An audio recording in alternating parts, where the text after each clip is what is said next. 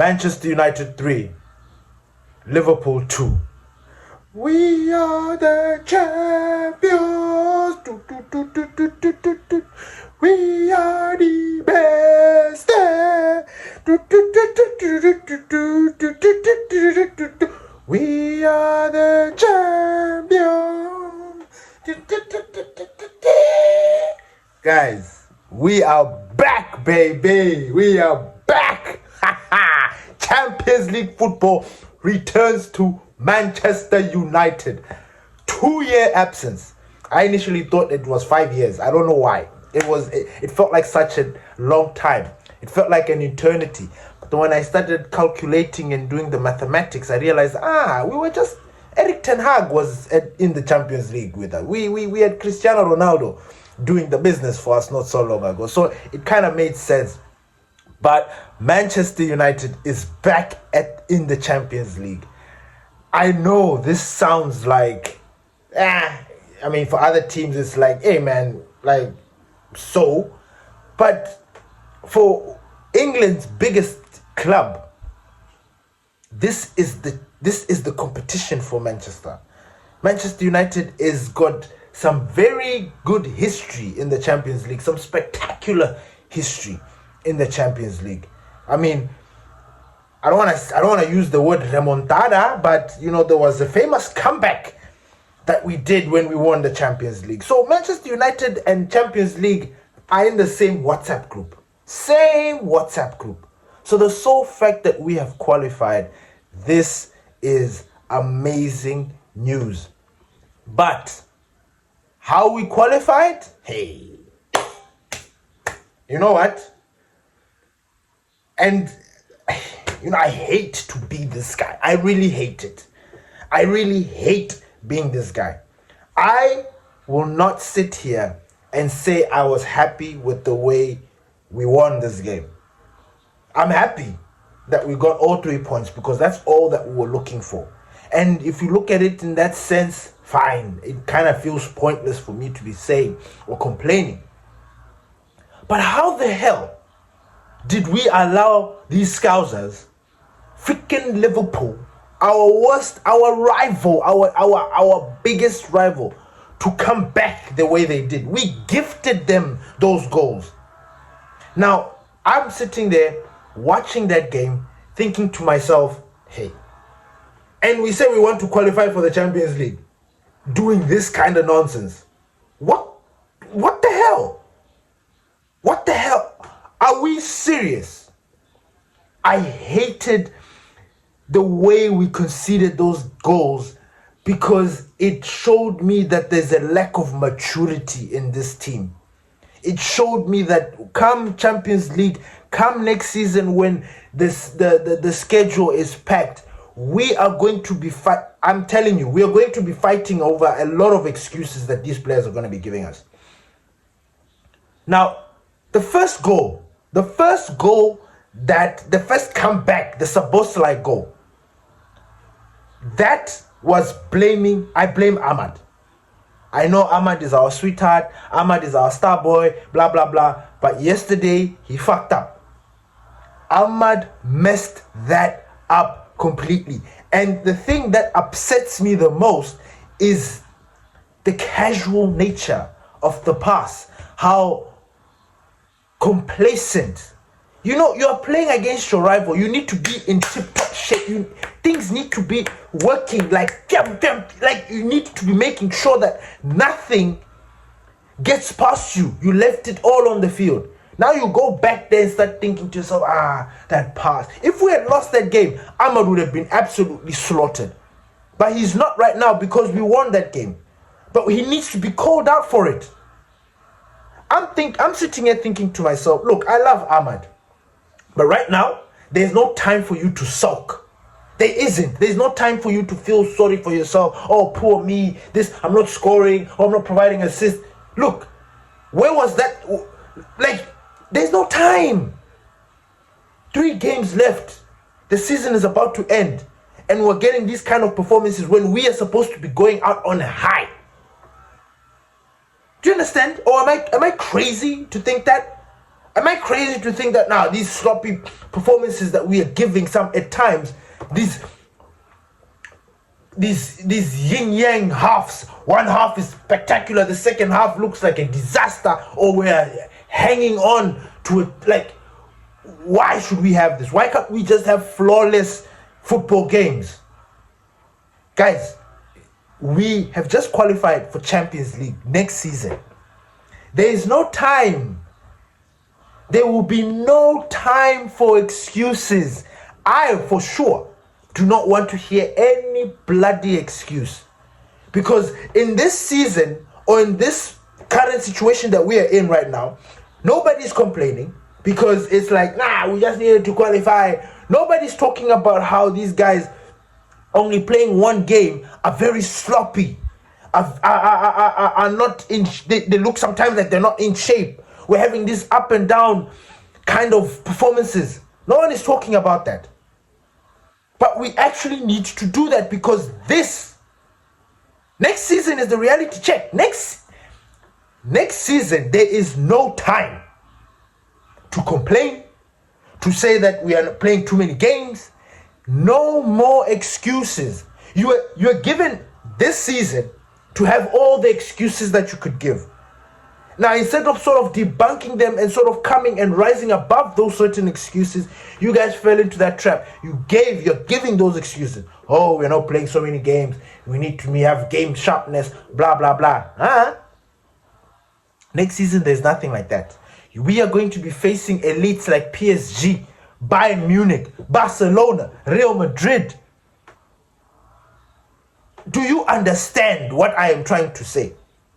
Next season, there is no time to complain. There is no time to say, oh, because we played on Wednesday, the boys are tired. That's why they got beaten by Chelsea on Saturday. There is no excuses. And I look at that game yesterday, I'm thinking, bury Liverpool. Bury them. Like, if there was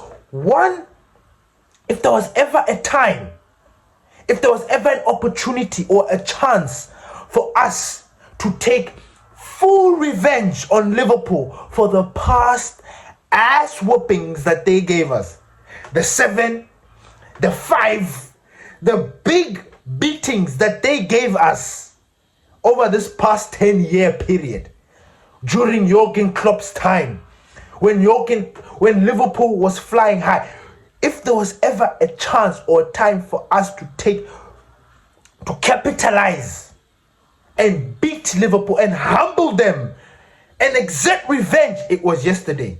And we missed that opportunity. We missed it. We absolutely played with, it's like playing with your food. A cat and a mouse. When a cat catches a mouse, it starts dangling it, starts playing it starts smacking it. Instead of eating the bloody thing. Instead of us eating Liverpool that first half, putting 4 or 5, and then cementing us like statement, revenge. So that maybe you can get that chance to put that 7. We play around. Stupid mistakes. Chances, we just, it's like we've gotten so used to wasting chances that it's no more. It's like we're so immune to it. I looked, you said, like towards the end of the game, that moment where, was it Ahmad who gave the pass? Ahmad gave the pass to Dalot, and Dalot just blasted forward up in the air. Instead of getting angry, I laughed. I'm like, look at this guy. He's bombing forward like he knows what he's going to do. He's making these runs like, yeah, I'm going to score. And then he just does that. And this is something that we are so used to. There is nothing about him that is clinical. He doesn't even know how to spell the word clinical. I look at our squad and I'm like, Aish, I'm sorry. We have got good players, but they're not good enough. They're not good enough. I'm sorry. They're just not. We're losing Casemiro at the end of the season. Bruno's going to be the only one there with Menu. Thank God Menu's found his feet. Because Kobe Menu now is playing to the best of his ability. I'm starting to be happy. I'm slowly working myself there. And unfortunately, it's the end of the season, you know. I don't think there's been enough time for him to actually make me happy. But I was happy with yesterday's performance. I'm happy that he actually scored the goal. For me, man of the match performance again. I'm happy for Kobe. I really, really am. Like, we're still building our relationship. Just like how when my relationship with Bruno was fractured, I'm working on my relationship with Kobe. But I'm happy with the performances. I really, really am. He's doing the business. He's here at Manchester United to stay. But everybody around, like Delo, like for me, Delo, if we could sell him this summer out, that would make me the happiest Man United fan in the world. Sell him. He is completely useless for us. Defending, he's shaky. Going forward, So what is his purpose? What is his purpose? Honestly, tell me, what is his purpose? I know I'm not bombing, I'm not talking about Luke Shaw, but Luke Shaw was doing his business. Luke Shaw plays within his lines. And we know that Luke Shaw is leaving this club. He's not going to stay for a very long time. We're going to replace him very, very soon. Delo, however, looks like he's going to be there forever. Because he's a Mr. Fit. He's always there. I do not understand it. Big ups to Harry Maguire and Aiden Heaven. You know what? Even though you've conceded 2 goals, your performance was absolutely stellar. Casemiro, salute. Kobe, salute. Brazilian surfer, big game boy, salute. Brian Mbeumo, again, unfortunately for him, I don't know what's going on, but he is putting in the performance. He is putting in the performance. I just don't want him to fall into the Ahmad category, because it looks like Ahmad is feeling sorry for himself. I got the sense that he's feeling sorry for himself. I looked at his face yesterday and I'm like, hey man, stop feeling sorry for yourself. Play the game. Give the pass. Don't try and don't complicate your game. Do what you do best. Give assist, score a goal when you get an opportunity. But then don't try too much. Benjamin Sesko, man, saluta. Saluta, Sesko, saluta. Thank you. The only problem is that you're not, the deliveries are not enough. The deliveries also are not good enough. But Benjamin Sesko, for somebody who has been coming off the bench, who didn't start the season very well, to have double digits goals in the Premier League, saluta. I was happy with the performance, but how we got to that point where we gave away those 2 goals, that is something that I need to call out. That is something that I'm not happy with. And that is unacceptable.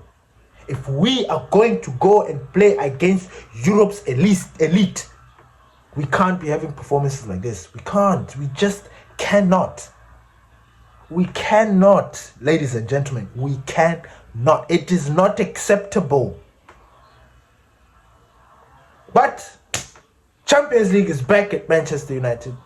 We are going to be doing Tuesday, Wednesday, and then weekend football. It's back, baby. I'm happy because at least now financially, the club will get back to what it was, and it's going to slowly start putting us in positions to make certain transfers, because Champions League money is what we need. You know, that qualification money, that the revenue that's going to be coming from Champions League games, you know, that is going to help boost the team. And I'm happy. It's slow. We are ahead of schedule. We are ahead of schedule. It was, we didn't think we're going to be in this position, but here we are playing for Champions League. And we've cemented it. Like, it is what it is. It is done. It's done. Like, nothing that can happen in this on the table that can change that. Like, nothing. Literally nothing. We are sitting there in the middle just coasting. Like, the guys above us are above us. The people below us are below us. We are just there chilling by ourselves. So it's like 1 and 2 will duke out for that position. The guys at the guys below us will be fighting for the positions that they're fighting for. So it is what it is. So I'm happy. But the only thing that I'm going to say is that we cannot have the performances that we had yesterday. Yesterday, that second half, if I can erase it out of my mind, I would. Like, not the Kobe goal. That was inevitable. Like, even if we didn't score, even if Kobe didn't score, we should have been leading 2-0. We should have ended that game. But the way we gifted those goals, those kind of mistakes are not acceptable. And just because the season is ending and we're now being lenient on these guys, that is dangerous. We need to call them out. They need to feel that, look, they need to do better next season. Next season, I swear to God, next season I'm gonna be hard on these boys. I really, really am, because I don't want to hear this stupid excuse of like, nah, this is our first time back. Give the boys time. Now that we are in the Champions League, we're there to stay, which means the Premier League, we need to balance it out. So Ineos need to figure something out. Ineos need to do their job. They need to refresh the team. They need to make purchases. They need to. It is a must. It is not it is a need. We want everything. I hope Ineos are listening to this. You guys need to bolster the team. Get your first and your priority, your top targets, get them. Try to get them. And if you don't get your first target, at least try to get your second target. But don't drop way down and start taking players just for the sake of taking them and start being, no, this is a budget player. That will not make sense. And this manager situation, sort it out. Because we need to know what our fate is. We need to prepare ourselves mentally as fans. Thank you, everybody, for listening to the Glory Race podcast. Salute.